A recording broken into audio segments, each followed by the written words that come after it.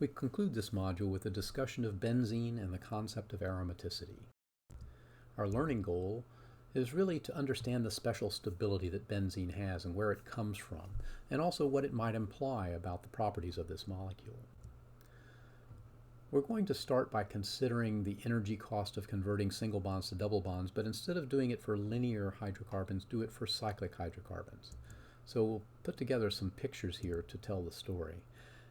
Remember that in hexane, if we wanted to convert a single bond at the end to a double bond, it cost about 125 kilojoules per mole.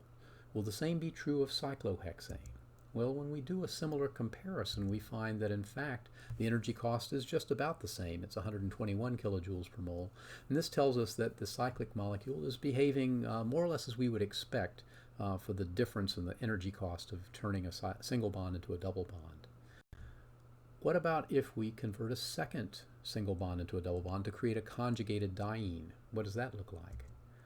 Once again, we'll resort to our energy diagrams. When we move from 1-hexene to 1,3-hexadiene, that had an energy cost of 96 kilojoules per mole.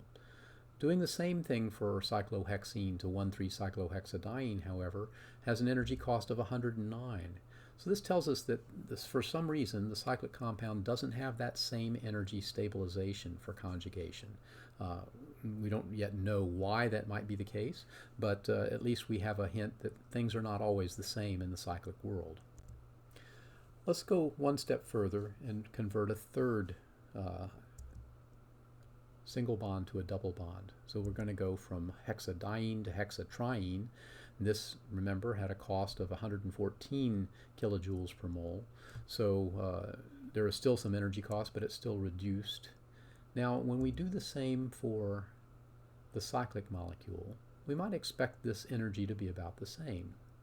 So in projecting forward, when we go from 1,3-cyclohexadiene to cyclohexatriene, we might expect that energy gap to be about 115 or so kilojoules per mole. So the heat of formation of cyclohexatriene would be expected to be around 220.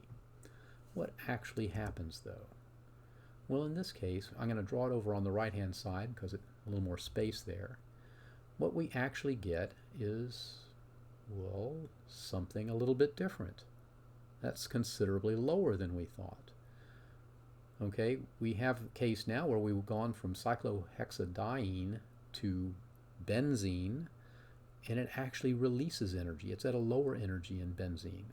So in effect, there is an additional enhanced stabilization when we create this cyclic molecule that has a conjugated system that goes all the way around the ring. Okay, you've already seen that we named this molecule benzene, not cyclohexatriene. And we need to see what this means for the structure and properties of benzene. Well, one of the reasons why we expect this extra stabilization is because there are multiple resonance structures that contribute to it. Okay, here are the two resonance structures that are easy to draw. Benzene is also drawn sometimes with the average structure shown, where we've just drawn a circle in the middle of the hexagon to indicate that delocalization of the pi electrons around the entire ring.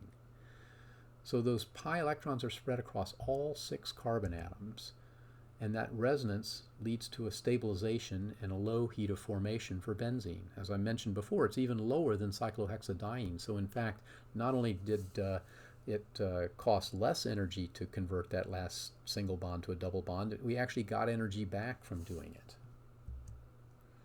This special stability, that enhanced resonance stabilization that we get, is associated with a property that we call aromaticity, and benzene is the prototypical aromatic molecule. So let's talk a little bit about what that means to be aromatic. Okay, first of all, this enhanced stability that we have found in benzene is also found in other molecules. It includes other properties that typically is found in aromatic molecules. They are planar cyclic molecules. They have a conjugated pi system that is spread across all of the atoms in the ring, and that's important. The total number of pi electrons has been found. It's either 2, 6, 10, 14. It's basically 4n plus 2, where n is an integer.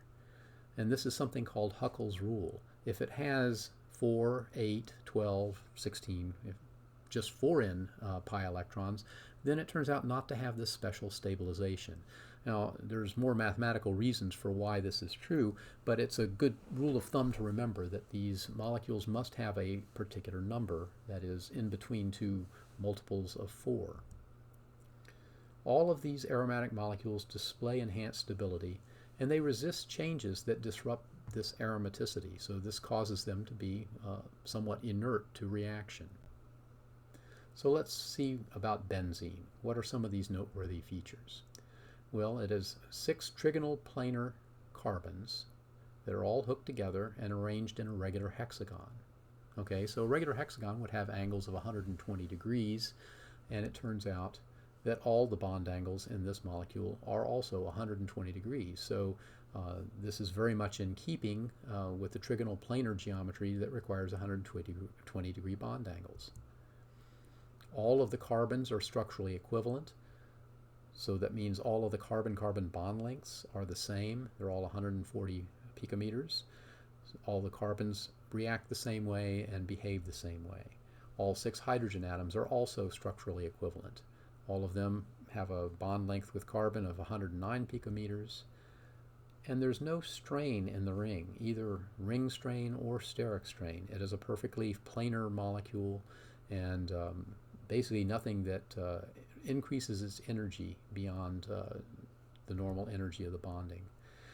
It's very stable, and as we mentioned for aromatic molecules, relatively inert. Doesn't mean it doesn't react at all, but it doesn't react as readily as other alkenes might react. Benzene, when you fuse a bunch of them together, so this would be a network of fused benzene rings, would form a flat sheet. That flat sheet is known as graphene, and when you stack several graphene sheets together, you make graphite, which is, of course, the most stable allotrope of carbon at room temperature and pressure. Well, graphite is able to delocalize pi electrons across 2 dimensions because it is a flat sheet. As a result, since delocalized electrons facilitate the flow of charge across a material, we find that graphite is a very good conductor. And this is in fact why it is often used in batteries. So if you cut open a battery and look at the central electrode, you'll find that it's made of graphite more often than not. So this has just been a brief introduction to the concept of aromaticity. You can also have heterocyclic compounds that are aromatic as well, but it should give you some feel for how special this is and how we can tell that we have an aromatic compound.